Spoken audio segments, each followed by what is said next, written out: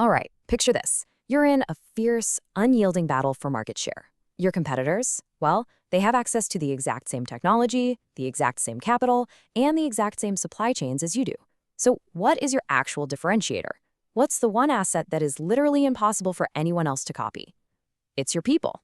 So let's dive into this. Welcome to today's Explainer, where we're unpacking the absolute secret weapon of modern business, strategic human resource development. Here's our roadmap for today. We'll be covering 1. The rise of strategic HR. 2. Powering growth through HRD.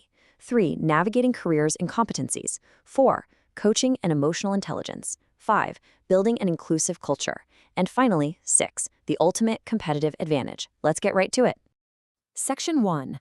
The rise of strategic HR. To really appreciate why human resources is now the C-suite's most strategic partner, we first need to understand where it actually started. It's honestly kind of crazy to look at the sheer velocity of change here. Back in the 1900s, HR was basically just personnel management. It was strictly administrative, highly reactive, and essentially just existed to make sure people punched the clock and got their paychecks, right? It was a classic cost center. Fast forward through the human relations movement of the 60s and the management eras of the 80s, and we hit the 1990s. This is where strategic human resource management, or SHRM, was born. And today, in the 2010s and beyond, modern SHRM is heavily data-driven, agile, and just laser-focused on continuous learning and employee experience. It's gone from a back-office necessity to a frontline strategic driver. The crucial point here is the definition of SHRM itself. It's the alignment of HR practices with organizational strategy to achieve sustainable competitive advantage. So, this isn't just about hiring and firing anymore. Not at all. This is a long-term, proactive integration of human capital management directly into a company's 3 to 5 year business objectives. HR is there to ensure that a company actually has the human capabilities required to execute its grand vision. Moving right along to Section 2, powering growth through HRD. This is the engine that actually drives this macro strategy, human resource development. Look at how a single development activity scales perfectly across the organization. It's like a giant puzzle. Development doesn't just mean sending one person to an isolated workshop somewhere. Take an activity like training and development. At the individual level, sure, it's about technical, job-specific skills. But move to the team level, and it becomes about cross-functional training. Zoom out to the organizational level, and suddenly we're talking about strategic leadership capabilities. The exact same goes for career and performance management. Strategic HR meticulously plans these activities so that individual growth directly feeds into the organization's key performance indicators. Section 3. Navigating careers and competencies. Let's shift our focus down to the individual gears of the organization. Because to retain top talent, you have to map out distinct career stages and competencies. Now, here's a highly relatable yet totally critical challenge in any organization. What happens when you just can't move up anymore? The reality of the corporate pyramid is that there are always fewer jobs at the top, and this leads to what we call the career plateau. It's a phase where progression slows down, maybe due to structural limits, an employee mastering all their current skills, or, honestly, even a drop in performance. If you don't manage this plateau, you're going to lose your best people, period. So how do we solve it strategically? Well, we give them alternative paths. We can use lateral moves to give them fresh challenges in totally new departments. We could create a specialist or expert track where they're rewarded for deep expertise without needing to become a manager. We can use job enrichment to increase their autonomy or place them in mentoring roles to share their wisdom. As a leader, the strategic takeaway here is a massive culture shift. You have to move from a mindset where advancement equals success to one where contribution equals success. And retaining those plateaued experts, it's absolutely crucial for strategic knowledge management. Why? Because of the fundamental difference between explicit and tacit knowledge. Explicit knowledge is the easy stuff. It's what you can document: manuals, databases, standard operating procedures. It stays when an employee leaves. But tacit knowledge? That is the implicit personal expertise and judgment developed through years of hands-on experience.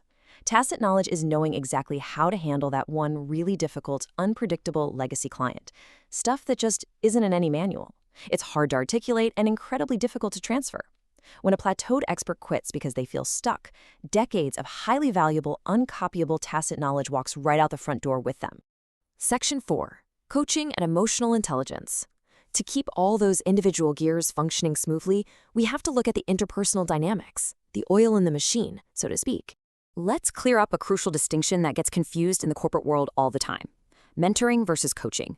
Both are essential, for sure, but they serve totally different timelines and goals. Mentoring is a long-term relationship. It's heavily career-focused, where an experienced senior figure shares their wisdom and guidance over months or even years. Coaching, on the flip side, is generally short-term. It is intensely goal-focused and collaborative, aimed at developing a very specific skill or overcoming a specific performance gap in the immediate future. Honestly, you need both to develop a truly elite workforce. But whether you're mentoring, coaching, or leading, the whole shebang relies on emotional intelligence, or EI. This is the ability to recognize and manage emotions in yourself and others, and it rests on 4 core pillars. It starts with self-awareness, knowing your own triggers. Then, self-management, staying composed under stress. Next is social awareness, having the empathy to read the room and understand where others are coming from. And finally, relationship management, using all of that to resolve conflicts and inspire your team. Emotionally intelligent leaders drastically improve decision-making, drive innovation, and manage organizational change far, far more effectively than those who lack these skills. Section 5. Building an inclusive culture.